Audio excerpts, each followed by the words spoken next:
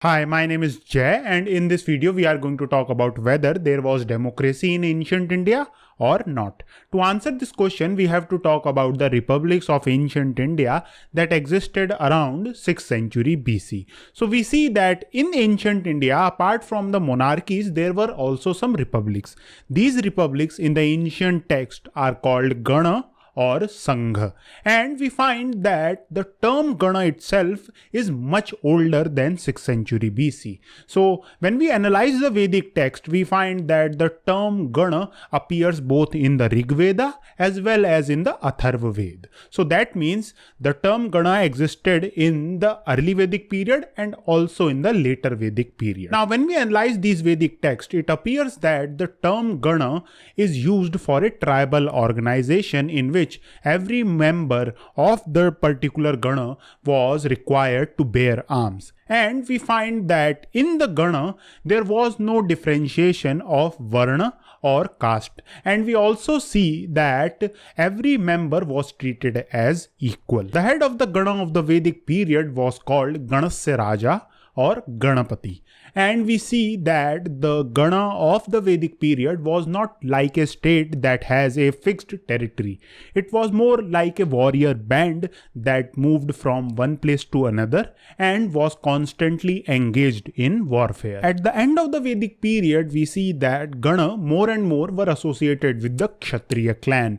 And in the Gana of the post-Vedic period, we find that most of the political power was controlled by Kshatriya clans, and they also controlled most of the lands. There were other communities in the Gana like Brahmanas, farmers, various Vaishya groups, as well as slaves and artisans. But their status was much lower than the Kshatriya group. And we find that most of the power in the Ganas of the post-Vedic period was in the hands of the Kshatriya clan. Now when it comes to the information about the Gana of the 6th century BC, we find that most of the information which we have comes from the Buddhist sources. And in these sources, we find that there were mainly two types of Gana.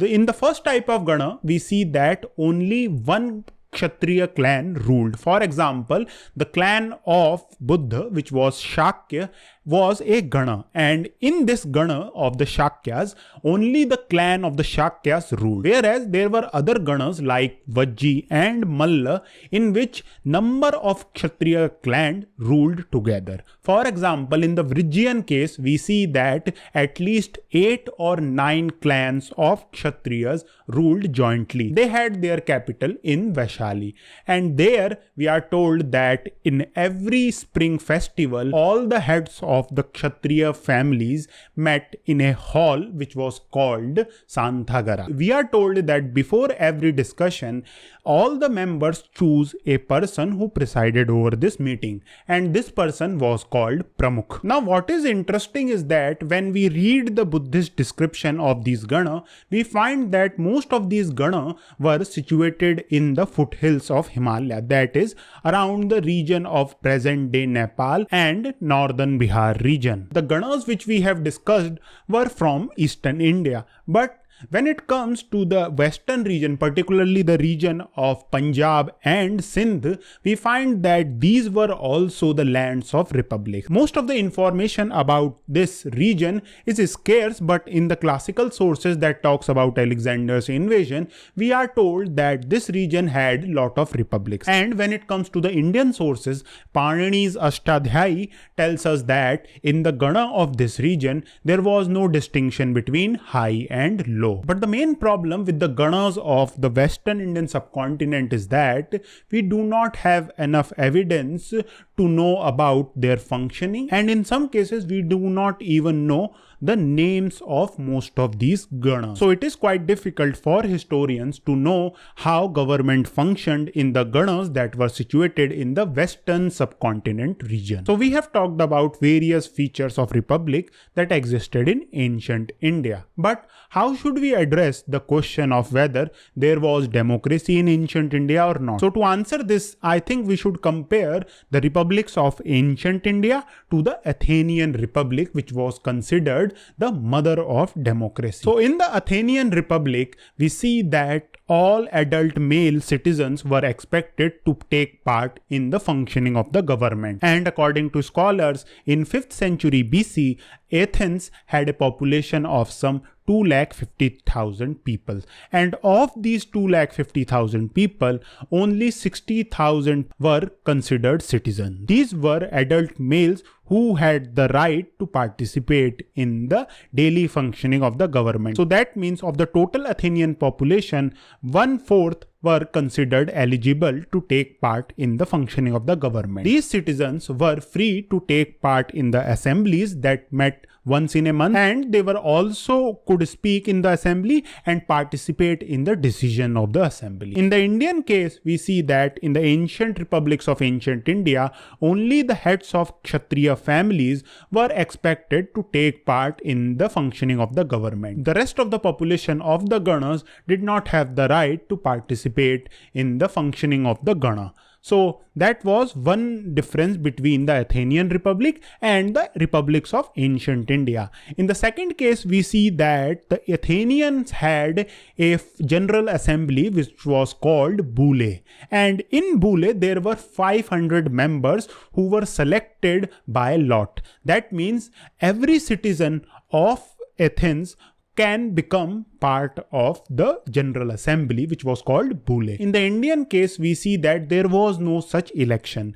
And when it comes to the heads of Kshatriya family, only those who were considered powerful enough were expected to become Pramukh of the Sabha. So in the Boule or General Assembly of ancient Athens, there was a strict time limit, and all the citizens can become part of this Boule. But in the Indian case, we do not have any evidence to suggest that there was a strict time limit. And most scholars believe that most of the members of the Gana had lifetime membership. Another feature of the ancient Athenian Republic was that when it comes to offices like General of the Army, these officers were chosen by election. But in the Indian case, that was not the case. And most likely, the most influential, powerful and wealthy Kshatriya was appointed as General or Senapati of the Gana. So to summarize this, the difference between the Athenian Republic and the republics of ancient India was that in the Athenian case, every adult male was expected to take part in the functioning of the government. Whereas in the Indian case, only the heads of Kshatriya families had the right to take part in the functioning of the government. And the second difference was that in the Athenian case, everyone, because of election, could become part of the General Assembly. But in the Indian case, only the heads of Kshatriya family of a particular clan had the right to take part in discussions. So all of this evidence suggests that the republics of ancient India did not have a democratic form of government. Instead, they had a republican or quasi-republican form of government in which power was in the hands of considerable portion of people who came from a particular community. And in the case of the Gana of ancient India, it was the Kshatriya community. And there was also no form of election that existed in the republics of ancient India. So in short, we can say that the government which existed in the ancient republic was government by discussion. And one of the major things when we talk about these republic is that their origin lay in the non-monarchical form of governments that existed in the Vedic period. And if you want to know about these non-monarchical form of governments that existed in the Vedic period, consider watching this video.